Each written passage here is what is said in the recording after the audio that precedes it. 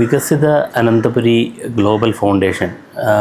ഈ ഫൗണ്ടേഷൻ ശരിക്കും നമ്മൾ ദുബായിൽ ആസ്ഥാനമായി പ്രവർത്തിക്കുന്ന ഒരു 10 പേരാണ് ഇതിൻ്റെ ഫൗണ്ടിങ് മെമ്പർ. ആ 10 പേരിൽ നിന്നാണ് എന്നെ പ്രസിഡൻ്റായിട്ട് തിരഞ്ഞെടുത്തത്. എന്നതിൽ ഞാനാണ് കുറച്ച് കൂടുതൽ സമയം കേരളത്തിൽ പ്രവർത്തിക്കുന്നത്. അപ്പോൾ അതുകൊണ്ട് ഞാൻ ആ ഫൗണ്ടേഷൻ്റെ പ്രസിഡൻ്റ് ആവുകയും അതിൻ്റെ ഒരു ഓഫീസ് വേണമെന്ന് ഞങ്ങളൊരു പ്രവർത്തനം തുടങ്ങിയിട്ട് ഏകദേശം ഒരു 10 വർഷത്തോളം നമ്മൾ പ്രവർത്തിക്കുന്നു. പക്ഷേ അതൊരു രജിസ്ട്രേഷനൊന്നും ഇല്ലാതെ വോളണ്ടിയറിംഗ് ആയിട്ട് പ്രവർത്തിക്കുകയായിരുന്നു. ഇപ്പം ഒരു 6 മാസം മുമ്പാണ് നമ്മൾ രജിസ്ട്രേഷൻ നടപടികളൊക്കെ പൂർത്തിയായി. ഞങ്ങളിപ്പോൾ അതിൻ്റെ ഒരു ആസ്ഥാന ഓഫീസ് എന്നുള്ള രീതിയിൽ ഇവിടെ ഈ ഒരു ഓഫീസ് എടുത്തിരിക്കുന്നത്. ഇതിൽ 2 ഘട്ടമായിട്ടാണ് ഞങ്ങളുടെ പ്രവർത്തനം ഇതിനകത്ത് നടത്തുന്നത്. അതിൽ ഒന്നാമത്തെ ഘട്ടം എന്ന് പറഞ്ഞു കഴിഞ്ഞാൽ ചാരിറ്റി പ്രവർത്തനങ്ങളാണ്. അതായത് ഇപ്പം പല വാർഡുകളിലും പല രീതിയിൽ കഷ്ടത അനുഭവിക്കുന്ന ആൾക്കാർക്ക് സഹായം എത്തിക്കുക എന്നുള്ളതാണ്. അതിപ്പം സ്കോളർഷിപ്പായിട്ട്, വീൽ ചെയറായിട്ട്, കിടപ്പ് രോഗികൾക്ക് കട്ടിലായിട്ട്, അങ്ങനെയുള്ള പല രീതിയിലുള്ള എന്താണോ ആവശ്യം അത് നമ്മളെ കൊണ്ട് ചെയ്യിക്കാൻ പറ്റുന്ന രീതിയിൽ, വേറെ ഒരു രീതിയിലുള്ള പബ്ലിക്കിൻ്റെ ഇടയിൽ നിന്ന് പൈസ പിരിക്കുകയോ അങ്ങനെയുള്ള ഒരു കാര്യവും ചെയ്യാതെ ഞങ്ങൾ തന്നെ കോൺട്രിബ്യൂട്ട് ചെയ്തിട്ടാണ് ചെയ്യുന്നത്. ഞങ്ങൾ ദുബായിൽ ഏകദേശം ഒരു 500-ൽ പരം ഫാമിലികൾ ഞങ്ങളുമായിട്ട് കണക്റ്റഡാണ്. അപ്പോൾ ഞങ്ങൾ എന്തെങ്കിലും ഒരു ആവശ്യം വന്നു കഴിഞ്ഞാൽ നമ്മൾ ഈ 10 പേർക്ക് സഹായിക്കാൻ പറ്റുന്നതാണെങ്കിൽ ആ ഗ്രൂപ്പിൽ ഡിസ്കസ് ചെയ്തിട്ട് നമ്മൾ ചെയ്യും. അതിന് മുകളിലുള്ള സാധനമാണെന്നുണ്ടെങ്കിൽ ഞങ്ങൾ ഈ പറയുന്ന ഫാമിലി ആൾക്കാരുടെ ഗ്രൂപ്പുണ്ട്, അതിനകത്തോട്ടിടും. അവർ എല്ലാം ഡയറക്റ്റാണ്. ഞങ്ങളതിനകത്ത് യാതൊരു രീതിയിലും നമ്മുടെ ഒരു ഇൻ്റർഫേസ് ഉണ്ടാവില്ല. ഈ ആവശ്യക്കാരെയും ആ ചെയ്യാൻ ആഗ്രഹിക്കുന്ന ആളിനെയും ഡയറക്റ്റ് കണക്ട് ചെയ്യുന്നു. ആ സ്ഥലത്തെ വാർഡ് മെമ്പറിനെയും ജനപ്രതിനിധികളെയും കൂടെ കൂട്ടിച്ചേർത്തിട്ട് അവർക്ക് ഡയറക്റ്റ് ഇവരെ കണക്ട് ചെയ്തിട്ടാണ് നമ്മുടെ ചാരിറ്റി പ്രവർത്തനങ്ങൾ നടത്തുന്നത്. പിന്നെ അടുത്തൊരു ഘട്ടം എന്ന് പറഞ്ഞു കഴിഞ്ഞാൽ ഞങ്ങൾ ഈ 10 പേരും ഞങ്ങളുമായിട്ട് കണക്ട് ചെയ്ത് നിൽക്കുന്ന എല്ലാ ആൾക്കാരും പ്രൊഫഷണലി ബിസിനസ് ചെയ്യുന്ന ആൾക്കാരാണ്. പല രീതിയിൽ ദുബായിലും ഇന്ത്യക്ക് പുറത്തും ചില ആൾക്കാർ ഇന്ത്യയിലും ഒക്കെ ബിസിനസ് ചെയ്യുന്ന ആൾക്കാരാണ്. അപ്പോൾ തിരുവനന്തപുരത്തിൻ്റെ ഒരു ഡെവലപ്മെൻറ്റ് അല്ലെങ്കിൽ തിരുവനന്തപുരത്തടുത്ത ഒരു 5 വർഷം കൊണ്ടുണ്ടാകാൻ പോകുന്ന വികസനത്തിൻ്റെ പാർട്ടാവാനായിട്ട് ബിസിനസ് പരമായിട്ട് അപ്പോൾ അവർ പല മേഖലയിലും അവർ എക്സ്പെർട്ടൈസ് ആയിട്ടുള്ള മേഖലയിൽ അവർ ഇൻവെസ്റ്റ് ചെയ്യാൻ റെഡിയാണ്. അപ്പം അവർക്ക് ഇവിടുത്തെ ടെറൈൻ, അതായത് ഏത് സ്ഥലത്തും ബിസിനസ് ചെയ്യുന്നത്, ഒരു സ്ഥലത്ത് ബിസിനസ് ചെയ്ത് വിജയിച്ച ആൾ വേറൊരു സ്ഥലത്ത് ബിസിനസ് ചെയ്ത് കഴിഞ്ഞ് കഴിഞ്ഞാൽ ആ രീതിയിൽ വിജയിക്കണമെന്നില്ല. എന്താണെന്ന് വെച്ച് കഴിഞ്ഞാൽ ആ മാർക്കറ്റിൻ്റെ സിറ്റുവേഷൻ വേറെയാണ്, അവിടുത്തെ ബാക്കിയുള്ള ഗവൺമെൻറ് സാഹചര്യങ്ങൾ വേറെയാണ്. അപ്പോൾ അങ്ങനെ ബിസിനസ് ചെയ്യാൻ വരുന്ന ആൾക്കാരെ പ്രോപ്പറായിട്ട് നമ്മൾ വഴി ഗൈഡ് ചെയ്യുക എന്നുള്ളതാണ്. അവർക്ക് വേണ്ട ഹെൽപ്പ് ചെയ്യുക എന്നുള്ളതാണ്. ഇപ്പം അതിനു വേണ്ടിയുള്ള ലൈസൻസിങ്, ഇപ്പോൾ കോർപ്പറേഷൻ്റെ ലൈസൻസിങ്, ഗവൺമെൻറ്റിൻ്റെ ഭാഗത്തു നിന്നുള്ള ലൈസൻസിങ്. അപ്പോൾ അവർക്കത് എപ്പോഴും അവർക്ക് ഇവിടെ വന്നിട്ട് ചെയ്യാൻ പറ്റത്തില്ല. ഇപ്പോൾ ദുബായിലൊക്കെ ഒരു ബിസിനസ് ചെയ്യണമെന്നുണ്ടെന്നുണ്ടെങ്കിൽ സിംഗിൾ വിൻഡോ ആണ്. ഒരിടത്ത് പോയി കഴിഞ്ഞ് കഴിഞ്ഞാൽ അവിടെ ആപ്ലിക്കേഷൻ കൊടുത്താൽ എല്ലാ ഡിപ്പാർട്ട്മെൻറ്റും അതുമായിട്ട് കോർഡിനേറ്റ് ചെയ്ത് ചെയ്യാൻ പറ്റും. പക്ഷേ ഇവിടുത്തെ സാഹചര്യം ഇപ്പോഴും അങ്ങനെയല്ല. നമ്മളിപ്പോൾ ഈസ് ഓഫ് ഡൂയിങ് ബിസിനസ് എന്ന് പറഞ്ഞാലും സിംഗിൾ വിൻഡോ ബിസിനസ് എന്ന് പറഞ്ഞാലും അതൊന്നും പ്രാക്ടിക്കലി നടക്കുന്ന കാര്യമല്ല. അത് നിങ്ങൾക്ക് എല്ലാവർക്കും അറിയാവുന്ന കാര്യമാണ്. അപ്പം ഇതിന് കറക്റ്റായിട്ടുള്ള ഫോളോ അപ്പ് വേണം. ഓരോ ഓഫീസിൽ പോയാൽ ഇപ്പം ഉദ്യോഗസ്ഥരുടെ ഇടയിൽ ഫയൽ കെട്ടിക്കിടക്കുക, ആരെങ്കിലും പോയി അത് പറഞ്ഞ് എടുത്താലേ അടുത്ത ഘട്ടത്തിലേക്ക് പോകത്തുള്ളൂ. ഇങ്ങനെയുള്ള ഹെൽപ്പുകൾ നമ്മുടെ ആൾക്കാർക്ക് ചെയ്യുക എന്നുള്ളതാണ്. ഇപ്പോൾ തന്നെ നമ്മുടെ ഇനിഷ്യേറ്റീവിൽ പല ബിസിനസ്സുകളും ഓൾറെഡി ഇവിടെ ഒരു ഹോസ്പിറ്റൽ ബിസിനസ് ഒരാളിവിടെ സ്റ്റാർട്ട് ചെയ്തിട്ടുണ്ട്. അത് കൊച്ചിയിൽ ചെയ്യാനിരുന്ന ആളാണ്.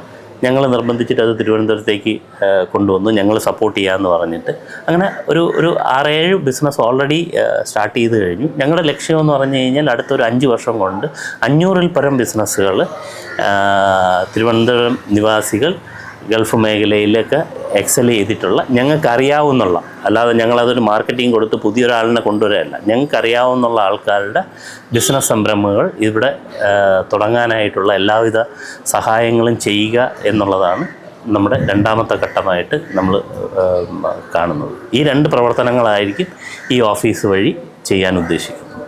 നമസ്കാരം. സാധാരണക്കാർ എങ്ങനെയാണ് നിങ്ങളുടെ ഒരു ചാരിറ്റബിൾ ട്രസ്റ്റുമായിട്ട് കോർഡിനേറ്റ് ചെയ്യുന്നത്, കണക്ട് ചെയ്യുന്നത് എങ്ങനെയാണ്? കൗൺസിലേഴ്സ് 101 കൗൺസിലേഴ്സിന് ഈ ഓഫീസിൻ്റെ ഉദ്ഘാടനവും 101 കൗൺസിലേഴ്സിൻ്റെ അടുത്തും പറഞ്ഞിട്ടുണ്ട്. കൗൺസിലർ വഴിയാണ് നമ്മൾ ആ പ്രവർത്തനം, കൗൺസിലറാണ് നമ്മളടുത്ത് പറയുന്നത്. അല്ലാതെ ഞങ്ങൾ ഇവരെയൊക്കെ പോയി കണ്ടുപിടിക്കലും ജെനുവിനായിട്ട് നോക്കലും ഒന്നും നമുക്ക് പറ്റുന്ന ഇതല്ലാത്തതുകൊണ്ട് കൗൺസിലേഴ്സ് തരുന്ന റിക്വസ്റ്റ് അത് അവർ റിക്വസ്റ്റ് തന്നാൽ അത് നമുക്ക് ചെയ്യാൻ പറ്റുന്നതാണോ അതിന് ഉള്ള ഫണ്ടും കാര്യങ്ങളും നമ്മൾ ഇത് ചെയ്യും. കോർപ്പറേഷൻ പരിധിയാണോ അതോ ജില്ല മൊത്തം? ഇപ്പം തിരുവനന്തപുരം കോർപ്പറേഷൻ പരിധിയാണ് നമ്മൾ നോക്കുന്നത്. എന്ന് വെച്ച് കഴിഞ്ഞാൽ തിരുവനന്തപുരം കോർപ്പറേഷനിലെ കൗൺസിലർമാരുമായിട്ട് ഞാൻ ഡയറക്റ്റ്ലി കണക്റ്റഡ് ആയതുകൊണ്ട് ഈ 101 കൗൺസിലറുടെയും പരിചയമുണ്ട്. അപ്പോൾ ആ ഒരു ഈസിനെസ് ഉള്ളതുകൊണ്ട് തിരുവനന്തപുരം കോർപ്പറേഷൻ മാത്രമാണ് ഈ ഘട്ടത്തിൽ നോക്കുന്നത്. ചാറ്റിന്റെ കാര്യം പറഞ്ഞു. ഇപ്പൊ ചാറ്റ് തന്നെ ഒരുപാട് മെഡിക്കലായാലും ശരി പല രീതിയിലുള്ള ചാറ്റുണ്ട്. ഇതിൽ ഏറ്റവും കൂടുതൽ ഫോക്കസ് ചെയ്ത് എന്തെങ്കിലും ഉണ്ടോ? അങ്ങനെ ഒരു ഫോക്കസ് ഒന്നും, ഒരു പർട്ടിക്കുലർ മേഖലയിൽ ഫോക്കസ് ഒന്നുമില്ല. എന്താണോ ആവശ്യം നമ്മളെ കൊണ്ട് ചെയ്യാൻ പറ്റുന്ന, ഇപ്പം നമ്മളിപ്പം കോവളത്ത് നിന്നിട്ടുള്ളൊരു കുട്ടി, അത് ശരിക്കും ആക്ച്വലി കോർപ്പറേഷൻ പരിധിയിൽ വരുന്നതല്ല, പക്ഷേ കോർപ്പറേഷനിലുള്ള ഒരാൾ റെക്കമെൻഡ് ചെയ്തു. ആ കുട്ടി എല്ലാ വിഷയത്തിനും 100% മാർക്ക് വാങ്ങിച്ച കുട്ടി, ആ കുട്ടിക്ക് ഉപരിപഠനത്തിന്. അപ്പം നമ്മൾ ചേർന്നിട്ട് ആ കുട്ടിയുടെ ഉപരിപഠനം, ആ കുട്ടിയുടെ ആവശ്യം എന്ന് പറഞ്ഞു കഴിഞ്ഞാൽ സിവിൽ സർവീസാണ്. അപ്പോൾ സിവിൽ സർവീസ് വരെയുള്ള കംപ്ലീറ്റ്ലി പഠനം, ഏത് കോളേജിൽ ചൂസ് ചെയ്താലും ആ കോളേജിൻ്റെ ഫീസ്, ബുക്ക്, അങ്ങനെയുള്ള ട്യൂഷൻ, ഇങ്ങനെയുള്ള എല്ലാ കാര്യങ്ങളും നമ്മൾ ചെയ്യുന്നുണ്ട്. ആവശ്യമാണ് അതിൻ്റെ ക്രൈറ്റീരിയ. കറക്റ്റായിട്ടൊരു ആവശ്യക്കാർ വരികയും നമുക്കത് ചെയ്യാൻ പറ്റുക, എല്ലാ കാര്യങ്ങളും ഞങ്ങൾക്ക് ചെയ്യാൻ പറ്റത്തില്ല, നമുക്ക് ലിമിറ്റേഷനുണ്ട്. ചെയ്യാൻ പറ്റുന്നത് അല്ലെങ്കിൽ നമ്മുടെ ഈ ഗ്രൂപ്പിൽപ്പെട്ട ആൾക്കാർക്ക് ചെയ്യാൻ പറ്റുന്നത് മാത്രം നമ്മൾ ഫോക്കസ് ചെയ്യുന്നു. വെളിയിൽ നിന്നുള്ള ഒരു ഫണ്ടിങ്ങോ ഒരു കാര്യങ്ങളോ ഞങ്ങൾ ചെയ്യുന്നില്ല. വലിയൊരു മാറ്റത്തിൻ്റെ തുടക്കമാണോ ഇത്? ആരെങ്കിലുമൊക്കെ ഈ ചെയ്ത് കാണിച്ചു കഴിഞ്ഞ് കഴിഞ്ഞാൽ ഒരുപാട് ആൾക്കാർ ഫോളോ ചെയ്യും. പ്രൊഫഷണലി കാര്യങ്ങൾ ചെയ്യുക, അത് നമ്മൾ ആൾക്കാരുടെ അടുത്ത് പ്രൊഫഷണലി ചെയ്യണമെന്ന് പറയുന്നതും ചെയ്യുന്നതും രണ്ടാണ്.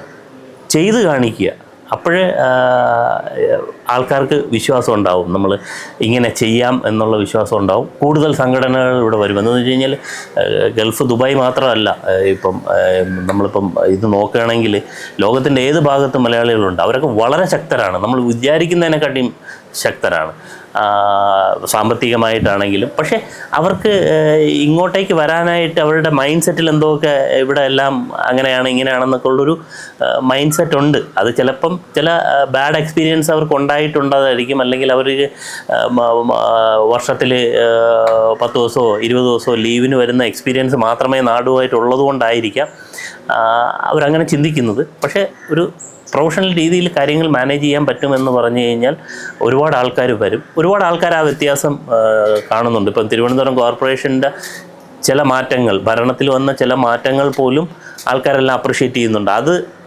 ആകർഷകരായി വരുന്ന ഒരുപാട് ആൾക്കാരുണ്ട്. അപ്പം ഇനിയും കൂടുതൽ ആൾക്കാർ വരും. എന്ന് വെച്ച് കഴിഞ്ഞാൽ അടുത്ത 5 വർഷം എന്ന് പറഞ്ഞു കഴിഞ്ഞാൽ തിരുവനന്തപുരത്തുണ്ടാവുന്ന വികസനം വളരെ വലുതാണ്. ആ വികസനത്തിൻ്റെ ഭാഗമാകാത്തവർ അതൊരു വലിയ നഷ്ടമായിരിക്കും. ആ ഭാഗമാവാൻ ഒരുപാട് ആൾക്കാർ ഇതിലേക്ക് വരുമെന്നുള്ള കാര്യത്തിൽ യാതൊരു സംശയവുമില്ല. തിരുവനന്തപുരം അടുത്ത 5 വർഷം ഒരുപാട് മാറ്റങ്ങളുടെ വേദിയായി മാറുന്ന ഇതാണ്. എക്കണോമിക്കൽ ഗ്രോത്ത് ഭയങ്കരമായിട്ട് സംഭവിക്കും. ആ ഗ്രോത്തിൽ നമ്മളും ഭാഗവാക്കാകുക എന്നുള്ളതാണ് നമ്മൾ ഉദ്ദേശിക്കുന്നത്.